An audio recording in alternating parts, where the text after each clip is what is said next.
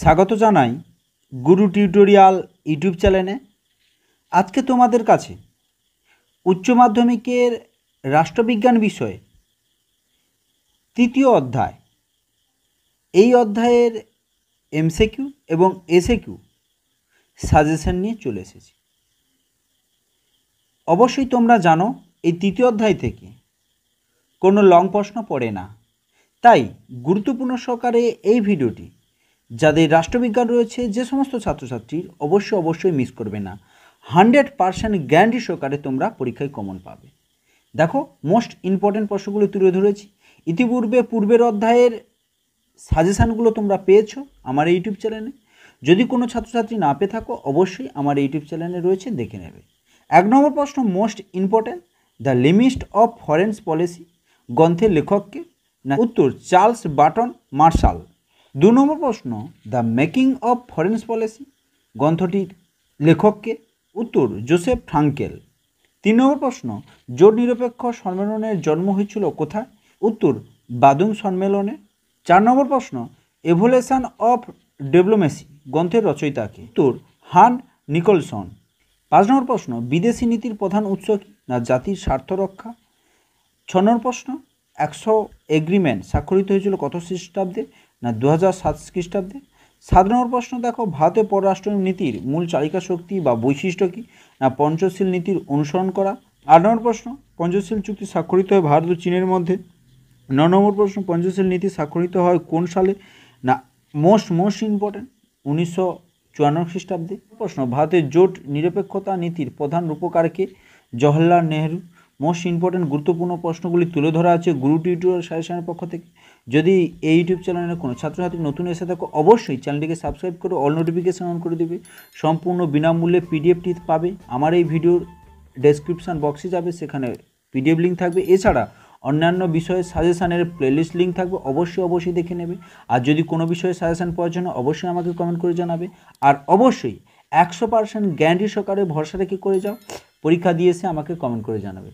তাই অবশ্যই চ্যানেলটিকে সাবস্ক্রাইব করে অল নোটিফিকেশান অন করে দেবে। দেখো, মোস্ট ইম্পর্টেন্ট 11 নম্বর প্রশ্ন পঞ্চশীলের কথা কে প্রথম ঘোষণা করেন? জওহরলাল নেহরু।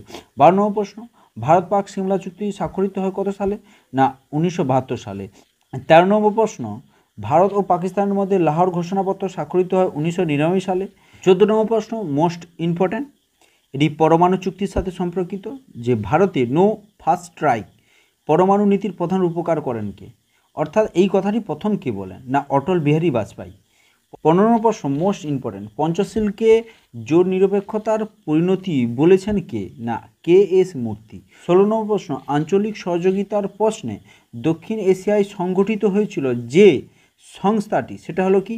SAARC অর্থাৎ সার্ক। 17 নম্বর প্রশ্ন বিদেশ নীতি কাকে বলে?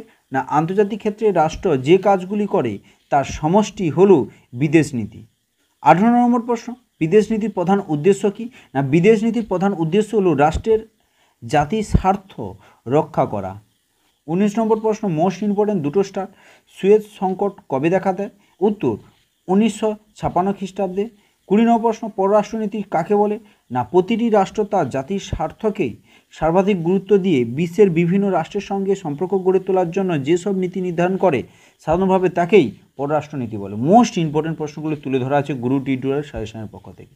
এই অধ্যায় থেকে 3 নম্বর অধ্যায় থেকে কোনো লং প্রশ্ন পড়ে না, তাই এই একটি মাত্র ভিডিও দেখলে এই 3য় অধ্যায় থেকে যতগুলি এমসিকিউ এসিকিউ পাবে 100% গ্যারান্টি সহকারে কমন পাবে। তাই অবশ্যই এই ইউটিউব চ্যানেলের সঙ্গে সবাই যুক্ত হয়ে যাবে এবং পিডিএফটি সবাই ডাউনলোড করবে এবং অন্যান্য বিষয়ে সাজেশানগুলোও দেখতে ভুলবে না। দেখো 21 নম্বর প্রশ্ন GATT এর পুরো নাম কি? না general agreement on tariffs and trade. 22 নম্বর প্রশ্ন দ্বি মেরুকেন্দ্রিক রাজনীতি বলতে কী বোঝো?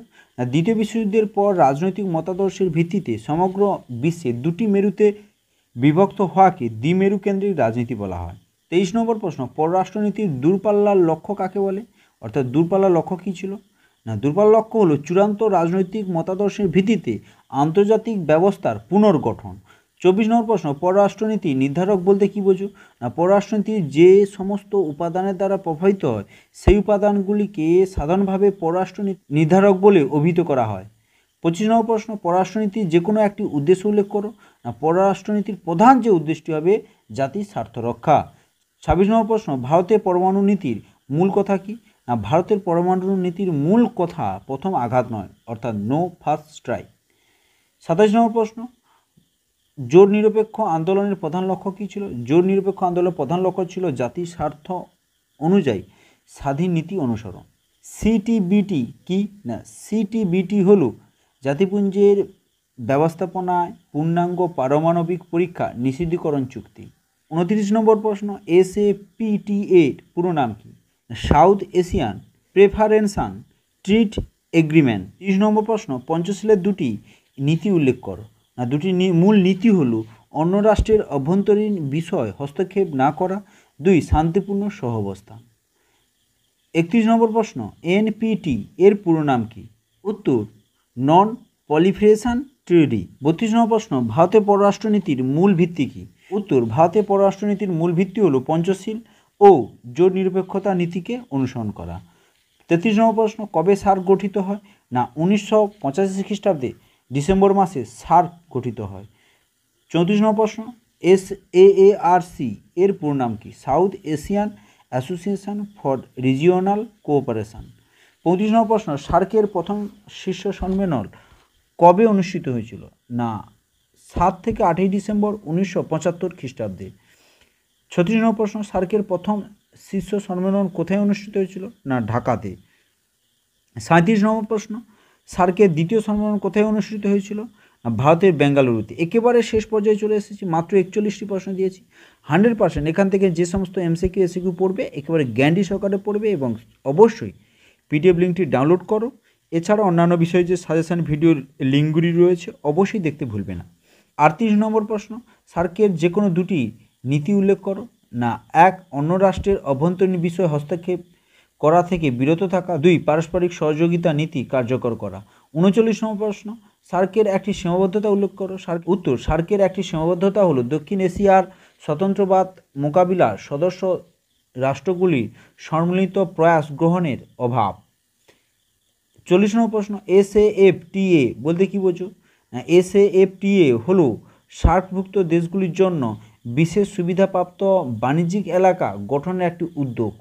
41 নম্বর প্রশ্ন, সার্কের একটি উদ্দেশ্য উল্লেখ করো। সার্কের উদ্দেশ্য হলো দক্ষিণ এশিয়ার মানুষের কল্যাণ সাধন এবং জীবনযাপনের মান উন্নয়ন করা।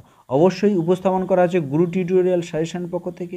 এই 41টি প্রশ্ন করলে 100% এই অধ্যায় থেকে যে সমস্ত প্রশ্নগুলি আসবে কমন পাবে। আর অন্যান্য বিষয়ে সাজেশানগুলি রয়েছে আমার এই ভিডিওর ডেসক্রিপশান বক্সে যাবে, সেখানে যেমন অন্যান্য বিষয়ে সাজেশানগুলি রয়েছে এবং PDF লিঙ্ক ডাউনলোড করার অপশানও থাকছে। অবশ্যই ডাউনলোড করো এবং আজ থেকে পড়ে যাও। যদি ভিডিওটি ভালো লাগে লাইক করো, কমেন্ট করো, বন্ধুদের মধ্যে প্রচুর পরিমাণে শেয়ার করো। থ্যাংক ইউ, ধন্যবাদ। দেখা হচ্ছে পরবর্তী একটি ভিডিও।